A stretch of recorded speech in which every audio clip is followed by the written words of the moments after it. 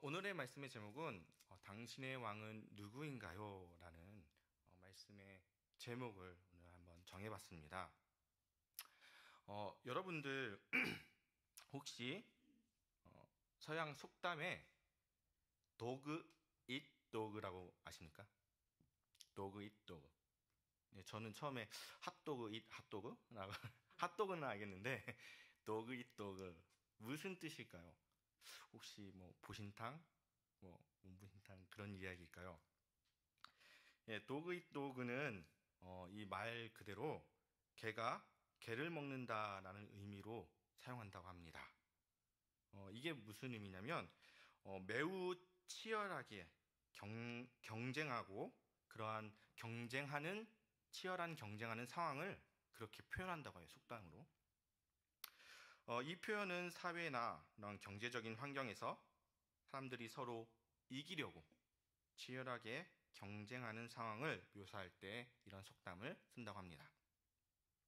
그럼 서양에 이런 속담이 있다면 동양에는 어떠한 사자성어가 있는데 아십니까? 골육상쟁. 이 한자어로 이 뼈, 골, 고기육, 서로 상, 다툴 쟁을 의미합니다. 이는 뼈와 살이 서로 다투는 것을 상징하며 더 넓은 의미에서는 형제나 같은 민족끼리 서로 다툰다 할 때 이렇게 골육상쟁이라는 말을 쓴답니다. 이 골육상쟁하면 저는 이게 떠오릅니다. 최근에 드라마에 태종 이방원이라는 드라마가 있었는데 한번 띄워주시면 기억 혹시 보신 적 있습니까? 네. 태종 이방원. 네. 저는 이방원 하면 피도 눈물도 없는 그런 사람이라고 생각하고 그렇게 또 느껴집니다. 이방원 딱 보면 용맹할 것 같고 군대 대장 같은 그런 무력이 높고 무쌍을 찍었던 그런 사람이라고 생각했는데 의외로 역사적으로 보면 그는 고려 문신이라는 겁니다. 문과에 급제했다고 합니다. 다 아실 겁니다. 이방원의 아버지가 다 조선을 건국한 조선의 나라를 세운 이성계라는 것을 알고 있는데 이 이성계의 5번째 아들로서 이성계가 조선을 건국할 때 아버지를 도와 나라를 세웠던 개국공신이 바로 이방원이에요. 그러나 그는 이 아버지의 그 신임을 얻지 못하고 그래서 왕위 계승에서 탈락되게 됩니다. 그런데 이 이방원이 왕자의 난을 일으킵니다.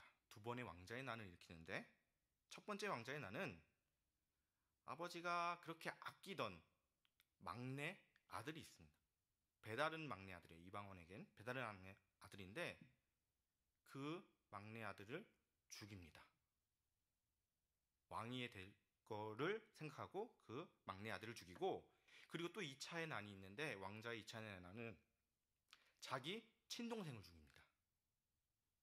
이렇게 2번의 난을 거치고 숙청을 통해서 이 이방원이 왕이 되게 된다는 이야기입니다. 역사적으로 그렇게 사실이고요. 또 한 가지를 봤는데 최근에 본 영화가 있습니다. 최근에 본 영화가 보신 분도 있을 테고 아시는 내용일 수도 있는데 서울의 봄이었습니다. 23년 11월에 개봉한 대한민국의 역사 영화라고 이렇게 이야기되어 있더라고요. 이 영화는 1979년 제가 태어나기도 전이었던 것 같아요.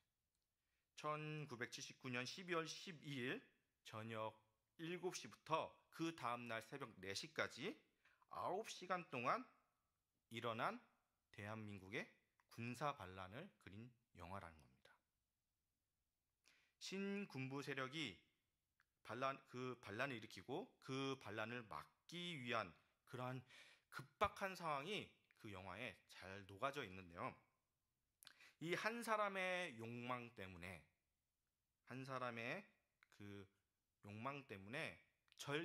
젊은 그 한국 국군이 서로 총을 겨누고 실제로 총을 쏘고 그렇게 안타까운 그러한 역사를 다룬 영화입니다. 네. 이 드라마 태종 이방원이나 또 이 드라마 영화 서울의 봄, 이 공통적인 부분은 무엇이냐면 자신의 이익을 얻기 위해서 또는 무언가 원하는 자리를 위해서 다른 사람에게 무리한 경쟁을 벌이거나 때로는 불공정하게 악의적인 방법으로 자신이 원하는 것을 쟁취했다는 것입니다. 과거와 마찬가지로 현 사회는 치열한 경쟁 사회가 되었습니다. 서로 인정과 협력하기보다는 어떻게든 이겨야 되고 어떻게든 빼앗는 것이 우선시되는 상황이 되었습니다. 안타까운 것은 교회가 그런 모습을 닮아간다는 것입니다. 교회가 교회를 비방하고 성도가 성도를 비방하고 있습니다. 그리스도인에서 정말 안타까운 것은 자신의 왕국을 세우려는 우리의 치열한 모습을 또 보게 됩니다. 그 자리 가운데 치열하게 하나님을 밀어내고 그 자리에 내가 앉는 그런 모습을 보면서 이번 이 열왕기서를 통해서 진정한 왕이 누구신지 깨닫고 또한 느끼고 또 소망하고 나아가는 그런 시간이 되기를 소망합니다. 네, 이제 우리가 첫 4월이 되면서 이제는 열왕기서의 첫 시작이 되었습니다. 이 열왕기서는 어떻게 보면 역사서라고 하는데요. 이 세상의 역사서와 다른 것이 있다면 세상의 역사는 승자를 위한 승자의 역사라고 하면 이 열왕기서는 하나님의 뜻을 보여주고 하나님의 그런 의중을 독자들에게 나타내시는 그런 역사책이라는 것입니다. 이 첫 장에 보니까 제일 많이 나오는 단어가 아무래도 왕이라는 단어입니다. 만약에 성경을 처음 접한 이 초신자라면 이 다윗 왕이 언급된 후에 이제 누가 다윗 왕을 대신할 것인가에 대해서 궁금해야 할 것입니다. 과연 이 아도니아가 음모를 성공하게 될까? 아니면 솔로몬은 어떻게 될까? 참 궁금한 내용이기도 합니다. 그래서 이 첫 이야기는 이스라엘의 유명한 왕 다윗으로 시작합니다. 첫 1장 1절에 보면 그러나 그는 나이가 많아 늙은이로 시작합니다. 다윗이 나이가 많아 늙은이. 그에게는 모든 상황이 좋지 않다는 것을 우리는 직감적으로 알 수가 있습니다. 해설자는 이불을 덮어도 따뜻하지 아니하다고 말하고 있습니다. 이전에 다윗은 목동리를 할 때 사자도 물리치고 골리앗이라는 거인을 무찔렀습니다. 그리고 또한 여러 왕국을 정복했던 다윗이었습니다. 그러나 이제는 신체적, 정치적 힘을 잃고 고통받는 왕의 모습이 그려지고 있습니다. 이제 그는 죽어가고 있고 연약하며 무력합니다. 이렇게 열왕기상 첫 절에 이 다윗의 쇠락하는 삶을 보여주므로 이 마지막 열왕기 하에는 결국에는 이스라엘 나라가 쇠락하는 국가야 될 것이라는 것을 첫 장 1절부터 보여주고 있다는 것입니다. 이러한 상황에서 왕의 신하들은 왕을 따뜻하게 해줄 수 있는 그 해결책을 찾으려고 노력하고 있습니다. 2절에 보니까요. 왕을 위하여 젊은 처녀를 구하여 라고 나와 있습니다. 이렇게 히브리어로 보니까요. 1절에 덮어도와 2절에 구하여가 강조로 강조형 동사로 대조되어 쓰여 있다는 것입니다. 왕의 기력을 위해 덮어도 회복되지 않는 그 다윗을 위해 신하들이 해결책을 찾는 것. 그 모습 속에서는 우리는 신하들의 그 불신앙을 우리는 찾아볼 수가 있다는 것입니다. 이스라엘은 신정국가입니다. 하나님이 이스라엘을 다스리는 국가입니다. 그러나 이 신하들은 다윗이 노쇠해서 이스라엘 안위가 문제가 될까봐 전전긍긍하고 있다는 것입니다. 이스라엘의 안위가 하나님의 다스림이 아닌 다윗의 강건함으로 이루어질 수 있다는 그런 불신앙. 만약에 하나님이 이 나라를 다스린다면 신하들은 무엇을 해야 될까요? 기도를 해야겠죠. 그들의 불신앙에 결국 그들은 누구를 찾습니까? 아름다운 아비삭을 찾습니다. 지금으로 말하면 미스 USA겠죠. 미스 이스라엘을 열고 대회를 열고 아름다운 아비삭을 선발하여서 그를 보살피고 활력을 불어 넣으려고 다윗에게 보냈습니다. 그러면 잘 되었을까요? 다윗이 기력을 회복했을까요? 다윗의 기력은 회복되지 않았습니다. 우리는 이 한 가지를 알아야 됩니다. 우리는 연약한 존재라는 것입니다. 우리 모두는 언젠가 노화가 되고 신체적으로 쇠퇴의 기간을 갈 수밖에 없을 것입니다.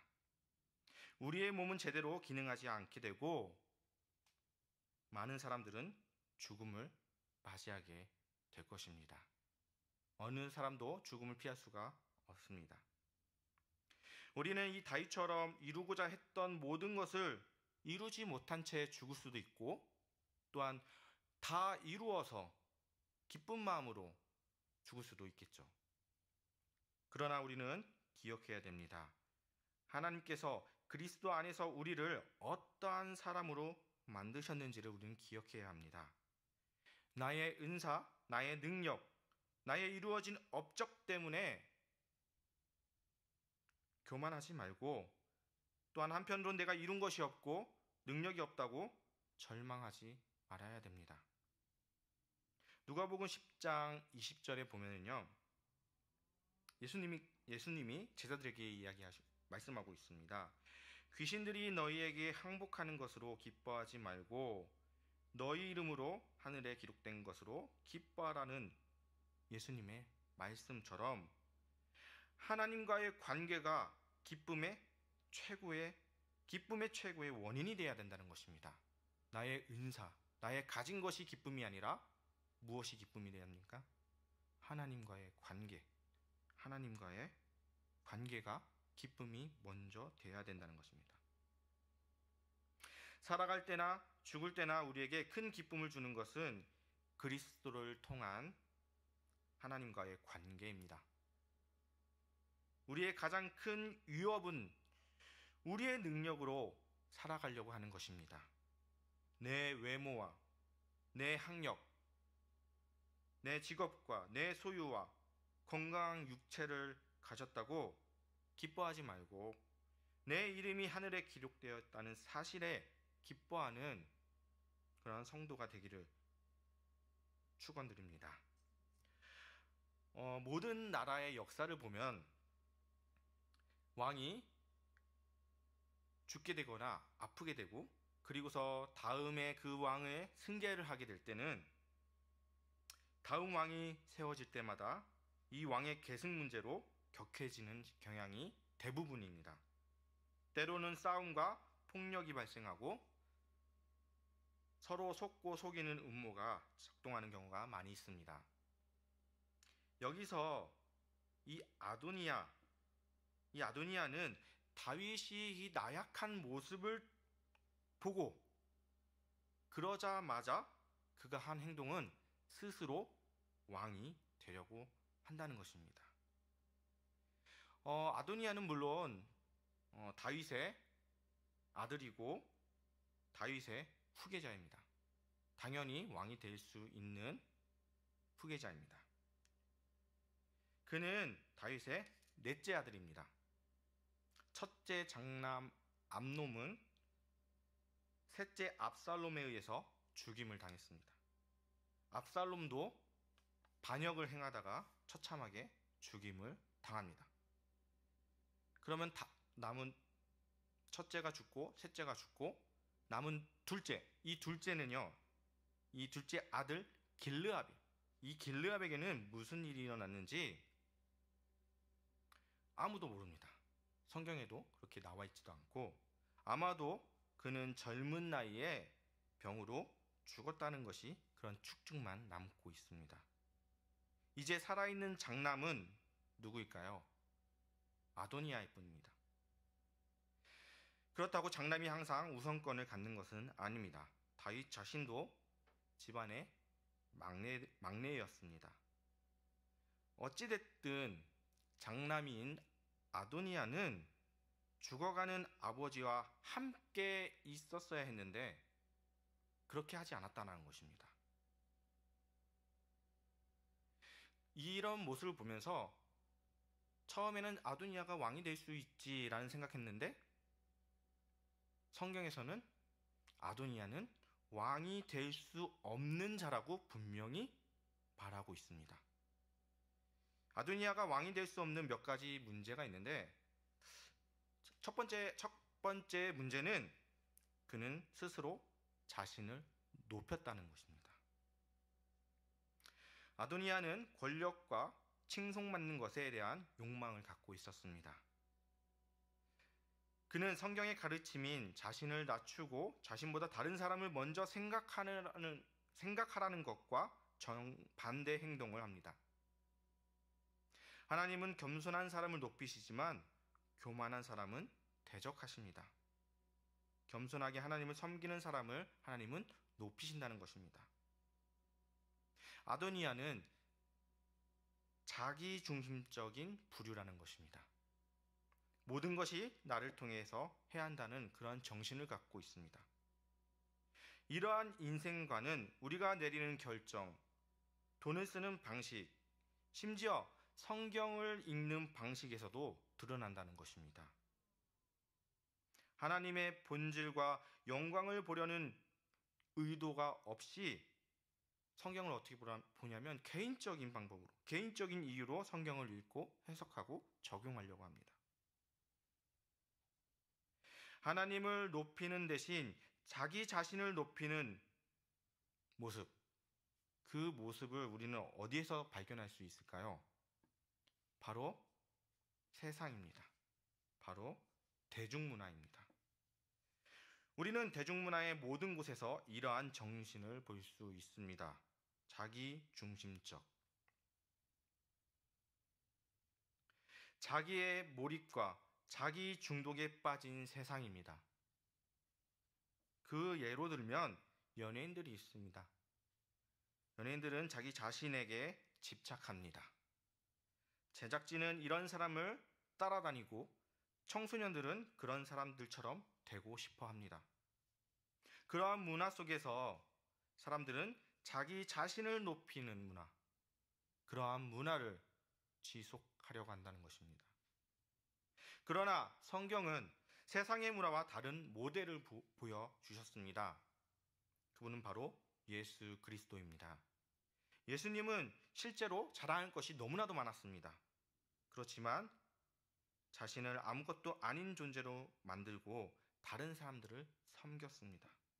그러자 하나님께서 그분을 높이시고, 그리고 예수님은 우리에게 타인을 위한, 타인 중심을 위한 삶을 살도록 말씀하고 또한 능력을 주신다는 것입니다. 결국 아도니아는 죽어가는 아버지를 걱정해야 했지만 늘 하던 대로 자신만을 생각하며 살았습니다. 이 첫 번째 문제가 이 왕의 자격이 안 됐던 거고, 두 번째는 아도니아는 자신의 쾌락을 추구했습니다. 그는 항상 자신이 원하는 것을 얻으려고 했습니다. 버릇이 없는 성격인데 잘생긴 외모까지 더해졌습니다. 버릇이 없고 매력적이며 자기중심적인 아도니아, 그것은 재앙의 씨앗입니다. 더욱이 아버지인 다윗은 국가의 그런 운영이 바쁘다는 이유로 혹은 또 자녀를 너무 사랑해서인지 그를 한 번도 훈계나 징계하지 않았다고 합니다. 얼마 전이었죠. 저도 이야기로 들었는데, 일하면서 이야기로 들었습니다. 목사님들과 같이 일하면서 이야기 들었는데, 얼마 전에 국회의원 청문회에서 한 사람의 대변인이 나왔습니다. 아마도 고위 관료에 뽑히기 전에 청문회를 열었던 것 같습니다. 그러나 그는 그의 자녀 때문에 그의 앞길이 막히게 되었습니다.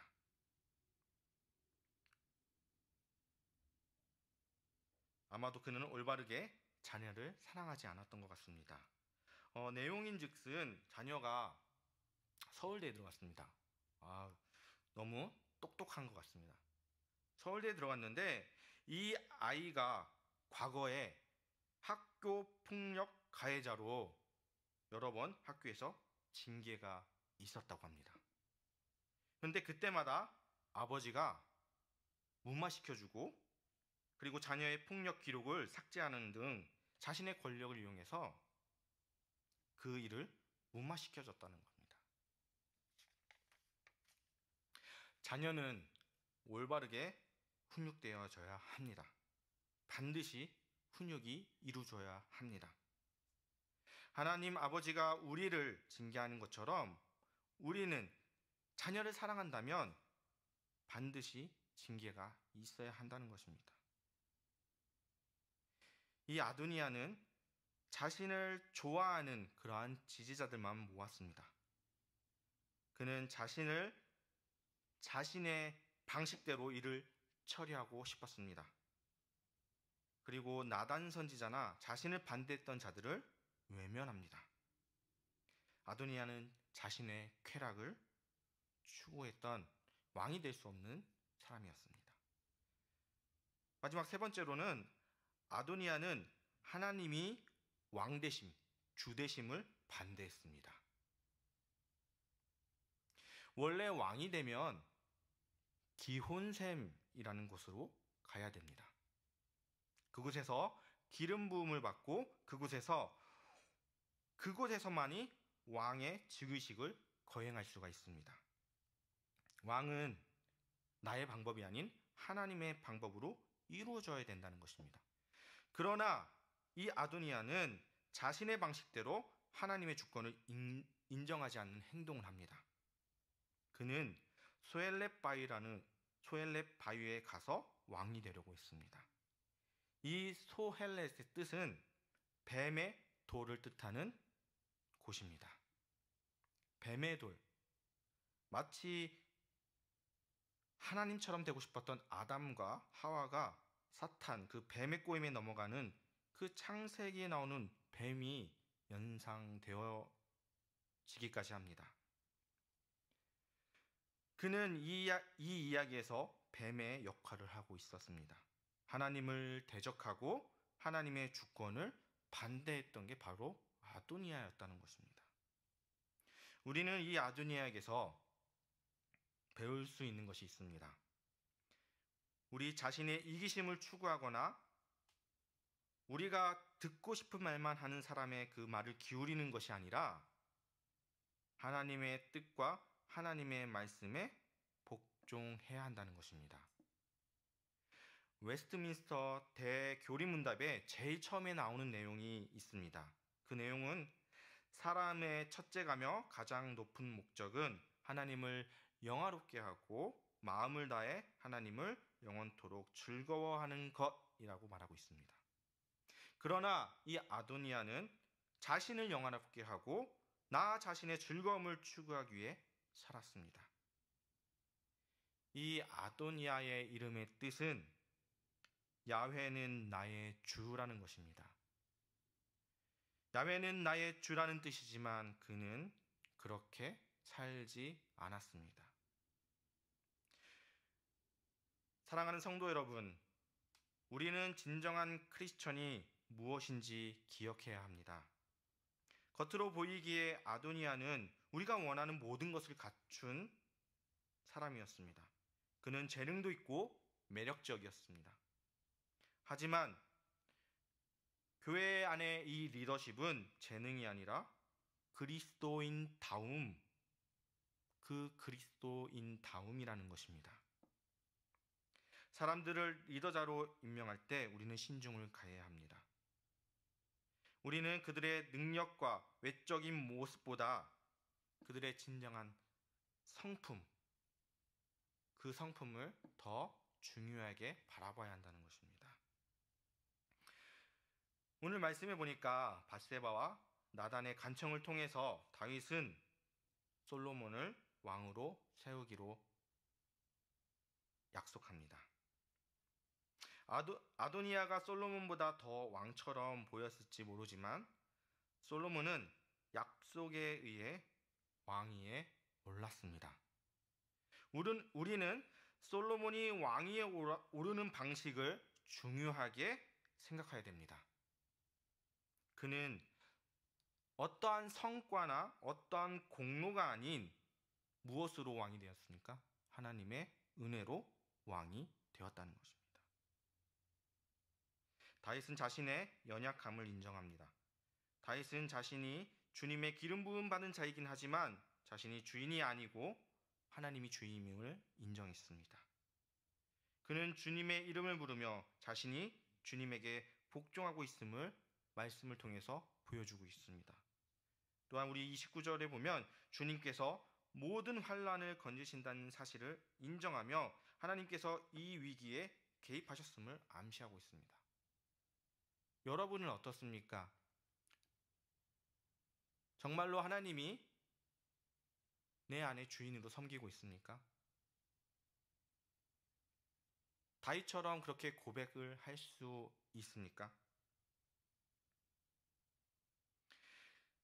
오늘 말씀해 보니까 33장 34절에 다윗은 사독과 나단과 분야야 이 세 사람에게 솔로몬을 왕의 나귀 노새에 태우고 기온으로 데려가라고 말하고 있습니다.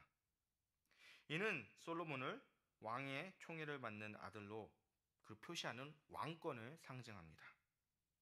또한 솔로몬에게 왕으로 기름을 붓고 나팔을 불라고 말합니다. 사랑하는 성도 여러분, 여기에서 이 이야기를 통해 여러분은 무엇을 발견할 수 있을까요? 우리는 이 짤막한 이야기에서 바로 예수 그리스도를 발견할 수가 있습니다. 우리는 얼마 전에 부활절을 했습니다. 그 부활절 전주가 바로 종려 주일으로 우리는 지키고 있습니다. 예수님은 우리 찬양했죠? 깨진 옥합. 깜짝 놀랐습니다. 이 찬양이 나와서. 예수님은 그 한 여인의 그 옥합을 통해서 향유에 머리를 바르셨습니다. 향유는 기름입니다. 왕으로 어느 누가 바르지 않은 그때 바로 왕으로 기름을 바르셨습니다. 그리고 나귀를 타고 예루살렘으로 입성하셨습니다. 마치 솔로몬처럼요. 사람들은 호산나를 외칠 때 예수님은 특정한 자에게만 은혜를 베푸는 것이 아니라 그분께 주권을 드리고 무릎을 꿇는 모든 사람에게 은혜를 베푸시는 왕이셨습니다. 마치 솔로몬이 왕으로 선포된 것처럼 예수님이 만왕의 왕이라는 것을 복음서를 통해서 보여주고 있는 것입니다. 그래서 바울은 빌립보서 2장 10절에 이렇게 말하고 있습니다. 하늘에 있는 자들과 땅에 있는 자들과 땅 아래에 있는 자들로 모든 무릎을 예수 이름에 꿇게 하시고 모든 입으로 예수 그리스도를 주라 시인하며 하나님의 아버지께 영광을 돌리게 하셨느니라. 아멘. 예수 그리스도의 왕자는 다윗이나 솔로몬의 왕자보다 더 위대합니다. 오늘 말씀의 맨 마지막에 이 마지막이 제일 핵심 구절인 것 같습니다. 브냐야가 이렇게 고백하고 있습니다. 37절에 보니까요.